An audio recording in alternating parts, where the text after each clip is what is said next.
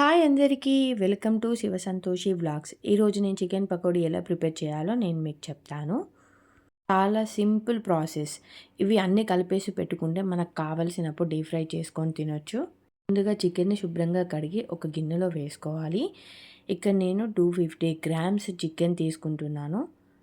దానికి 2 స్పూన్ల కారం, హాఫ్ స్పూన్ ధనియాల పొడి, హాఫ్ స్పూన్ చికెన్ మసాలా పొడి, కొద్దిగా మిరియాల పొడి, 1 స్పూన్ అల్లం వెల్లుల్లి పేస్ట్, కొద్దిగా కొత్తిమీర, కొద్దిగా కరివేపాకు. ఇక నేను పచ్చిమిర్చిని మధ్యలో కట్ చేసి వేస్తున్నానండి. ఒక హాఫ్ చెక్క నిమ్మరసం, 3 స్పూన్ల బియ్యపిండి, 3 స్పూన్ల శనగపిండి,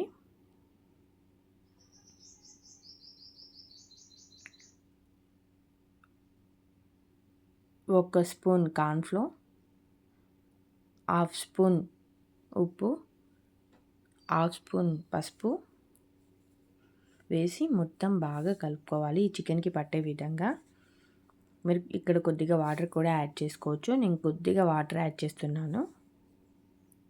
పెట్టుకున్న చికెన్ని కనీసం 4 గంటల పాటు ఫ్రిడ్జ్లో నానబెట్టుకోవాలి. చికెన్ ఎంత బాగా నానితే పకోడీ అంత టేస్టీగా వస్తుంది. ఇప్పుడు మనం కడాయిలో డీప్ ఫ్రైకి సరిపడా ఆయిల్ పోసుకొని, ఆయిల్ వేడయ్యాక ఈ చికెన్ని వేసుకుందాము.